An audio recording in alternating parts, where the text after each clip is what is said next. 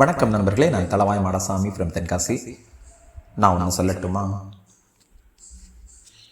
Bernard Shaw ஆங்கில நாடக உலகின் மிகச்சிறந்த பிதாமகன்களுள் ஒருவர். இலக்கியம், நாவல், நாடகம் போன்ற அத்தனை துறைகளிலும் பயணம் செய்து தனக்கென ஒரு சாம்ராஜ்யத்தை நிலைநாட்டிக் கொண்டிருந்த மகன் ஜார்ஜ் பெர்னாட் ஷா. அந்த பெர்னாட் ஷா பலரையும் எள்ளி நகையாடிய வேளையில் மகாத்மா காந்தியை மட்டும் அவர் ஒருவர்தான் மகாத்மா என அங்கீகரித்தவர். இவருடைய வாழ்வில் நிகழ்ந்த சில சம்பவங்களை நான் உங்களோடு பகிர்ந்து கொள்ளப் போகிறேன். தான் ஒரு பெரிய மாளிகை வைத்திருந்தார், 2 கார்கள் வைத்திருந்தார். ரோல்ஸ் ராய் கார் என்று அந்த காலகட்டத்தில் மிகவும் பிரபலமான கார் ஒன்றையும் வைத்திருந்தார். தான் ஒரு பெரிய பணக்காரன் என்று சொல்லிக் கொள்வதில் மிகுந்த ஆர்வம் கொண்டவர். அவ்வப்போது உலகின் எந்த இடத்தில் தன்னுடைய நாடகம் நடைபெற்றாலும் அதற்காக வசூலிக்கப்பட்டிருக்கக்கூடிய டிக்கெட் தொடர்பான பணத்தில் தனக்கு சேர வேண்டிய பங்கினை உடனடியாக வாங்கிக் கொள்வார்.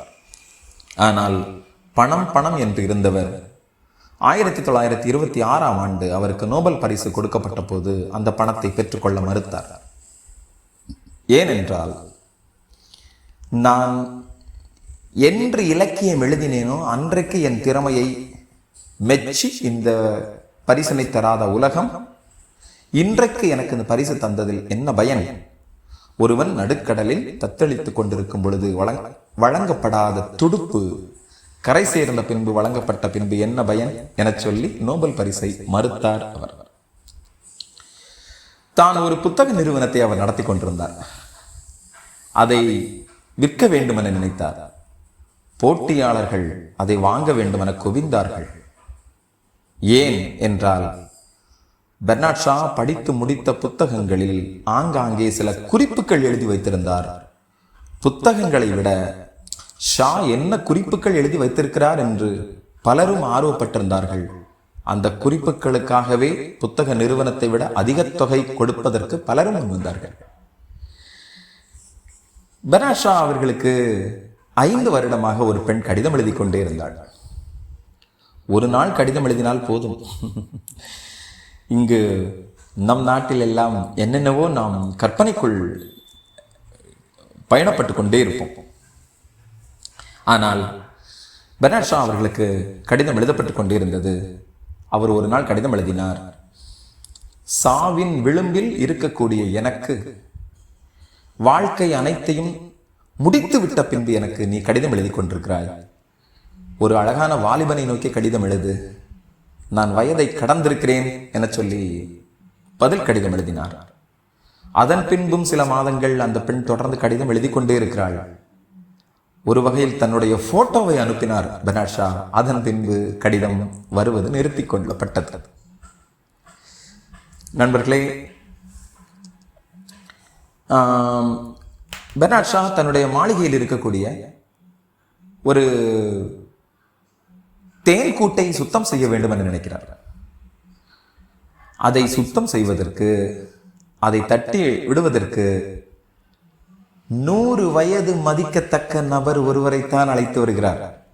அவரால் தான் முடியும் என அதிதீவிரமாக நம்பியிருந்திருக்கிறார் பெர்னாட் ஷா.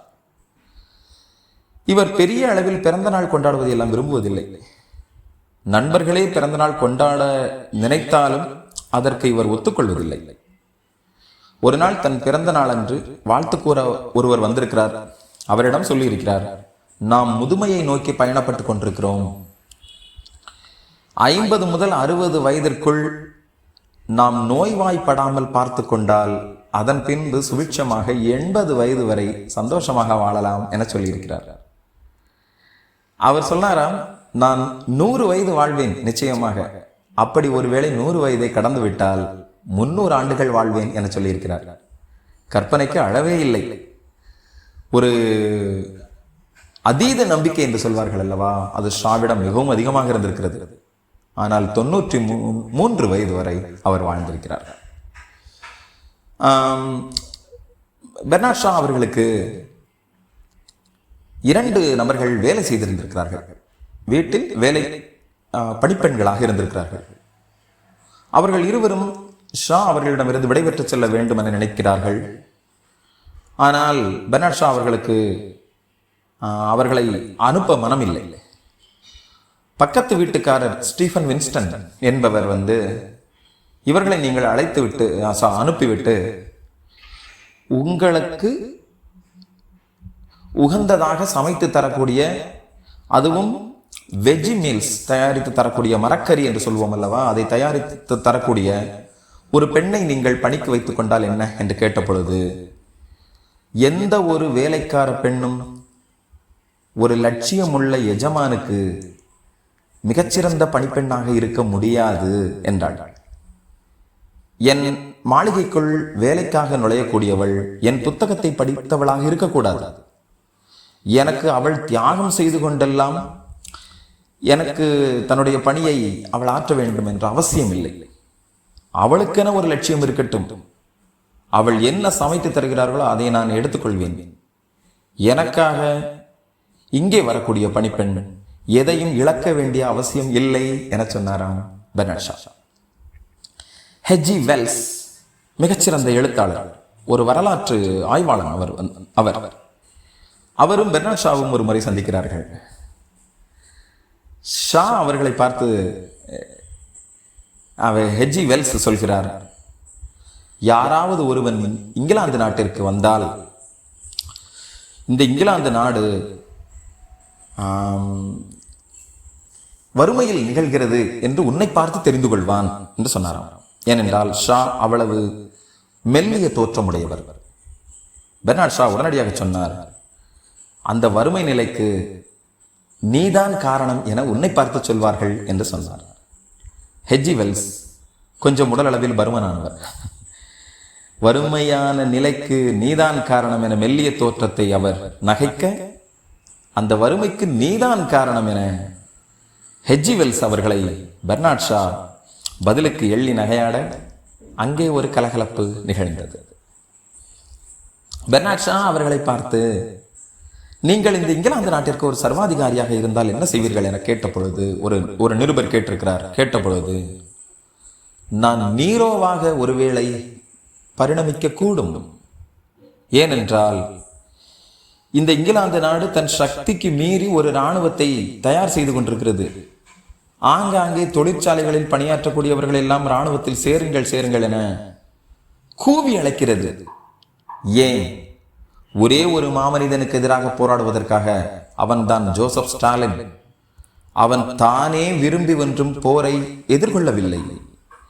இந்த இங்கிலாந்து நாடு தன் வலிமையை விட இன்னொருவன் வலிமையாகிவிடக் கூடாது என்பதால் ஒருவித அச்சத்தில் ஜோசப் ஸ்டாலினை நோக்கி மிகப்பெரிய இராணுவத்தை தயாரித்துக் கொண்டிருக்கிறது. அப்படி ஒரு குறிப்பிட்ட நாட்டிற்கு நான் சர்வாதிகாரியாக வேண்டும் என்ற அவசியம் இல்லை என சொன்னவர் பெர்னார்ட் ஷா. வின்ஸ்டன் சர்ச்சில் அவர்கள் பெர்னார்ட் ஷா அவர்களும் கடித ரீதியாக பேசிக்கொள்வதில் மிகச்சிறந்தவர்கள். வின்ஸ்டன் சர்ச்சில் தன் கட்சிக்காரர்களை மட்டுமல்ல, எதிர்கட்சிக்காரர்களையும் தன் கட்சிக்காரர்களையும் அடிக்கடி குறை சொல்லிக் கொண்டே இருப்பார். ஒருமுறை பெர்னார்ட் ஷா 2 டிக்கெட் அனுப்பி, என்னுடைய நாடகம் ஒரு குறிப்பிட்ட அரங்கில் நடக்கிறது, நீங்கள் விரும்பினால் அந்த நாடகத்தை பார்ப்பதற்கு வரலாம், உங்களுக்கு யாராவது நண்பர் என்று ஒருவர் இருந்தால் அவர்களையும் அழைத்து வாருங்கள் என சொன்னாராம். பதிலுக்கு வின்ஸ்டன் சர்ச்சில், சாரி, எனக்கு அன்றைக்கு மிகவும் முக்கியமான வேலை ஒன்று இருக்கிறது, அதே நாளில் நடத்தப்படக்கூடிய நாடகம் பின்னாளில் வேறொரு இடத்தில் உங்கள் நாடகம் திரும்பவும் நடந்தால் நான் அப்போது வருகிறேன். என்னவென்ற அர்த்தம்? உன் நாடகம் அன்று ஒரு நாள் மட்டும்தான் நடக்கும், அதன் பின்பு வேறொரு இடத்தில் நடக்காது, அவ்வளவு மோசமானது என சொல்லாமல் சொன்னவர் வின்ஸ்டன் சர்ச்சில். ஒரு சின்ன தகவலை நான் பகிர்ந்து கொள்கிறேன் உங்களோடு. இங்கிலாந்து நாட்டின் பிரதமர்களிலேயே இலக்கியத்திற்கான பரிசையும் பிரதமராக இருக்கும் பொழுது இலக்கியத்தையும் எழுதிக்கொண்டே இருந்தவர், இலக்கிய படைப்புகளையும் படைத்துக் கொண்டே இருந்தவர் வின்ஸ்டன் சர்ச்சில் மட்டும்தான். ஆனால் இந்தியாவிற்கு எதிராக வின்ஸ்டன் சர்ச்சில் மிக கொடிய எண்ணத்தை கொண்டிருந்தார். நான் பல நேரங்களில் வின்ஸ்டன் சர்ச்சிலை அவன் என்றுதான் கூற வேண்டும் என நினைத்தேன். இலக்கியம் என்ற பொழுது நான் இப்பொழுது உங்களிடம் கொஞ்சம் மரியாதையாக பேச வேண்டும் என்பதற்காகத்தான் வின்ஸ்டன் சர்ச்சிலை அவர் என அழைக்கிறேன். நண்பர்களே, பெர்னார்ட் ஷா அவர்களுக்கு ஒருவர் அவருடைய உருவத்தை வரைந்து ஒரு ஓவியத்தை பரிசளித்தார். நான் உங்களுக்கு என்ன பரிசு தர வேண்டும் என கேட்கிறீர்கள் என்று சொன்ன பொழுது, இந்த ஓவியம் நான் வரைந்தது, உங்களுடைய உருவப்படத்தை நான் வரைந்தது, நீங்கள் இதற்கு பரிசு தர வேண்டும் என்ற அவசியம் இல்லை என சொன்னாராம். ஆனாலும் தன்னுடைய செக் புத்தகத்தில் 5 லீஃப் கிழித்து ஒவ்வொன்றிலும் $20 என எழுதி கொடுத்து கையெழுத்துமிட்டு கொடுத்தார் பெர்னார்ட் ஷா. இப்பொழுது நீங்கள் எனக்கு $100 தருவதாக இருந்திருந்தால் ஒரே செக்கில் கொடுத்திருந்திருக்கலாம், ஒரே காசோலையை நீங்கள் பயன்படுத்தியிருக்கலாம். ஏன் $20 கொடுத்தீர்கள் என அந்த நபர், ஓவியத்தை அளித்தவர் கேட்க, பெர்னார்ட் ஷா பதில் சொல்கிறார், நீங்கள் எப்படியும் இந்த $100 எடுக்கப் போவதில்லை. இந்த 5 காசோலைகளையும் இது பெர்னார்ட் ஷாவின் கையெழுத்தை தாங்கி இருக்கிறது என சொல்லி ஏதாவது ஒவ்வொரு இடத்தில் ஏலமிடுங்கள். ஒவ்வொரு காசோலையும் விலை மதிப்பில்லாத பணத்தை உங்களுக்கு கொண்டு வந்து சேர்க்கும். அதை வாங்குகிறவர்கள் எப்படியும் இதை வங்கி கணக்கில் இருந்து இந்த $20 எடுக்கப் போவதில்லை. எனக்கும் $100 அப்படியே இருக்கும். நானும் உங்களுக்கு வேறொரு வகையில் மிகப்பெரிய உதவியை செய்ததாக இருக்கும். இப்பொழுது புரிகிறதா என சொன்னார் பெர்னார்ட் ஷா. நண்பர்களே, இலக்கிய மேதைகள் எப்போதும் மேதைகளாகத்தான் இருந்திருக்கிறார்கள். அவர்கள் வாழ்விலும் சரி, இலக்கியத்திலும் சரி, பல்வேறு செயல்பாடுகள் அவரிடமிருந்து நாமும் கற்றுக்கொள்ள வேண்டியதுதான். இன்னொரு தருணத்தில் சந்திக்கிறேன். நன்றி.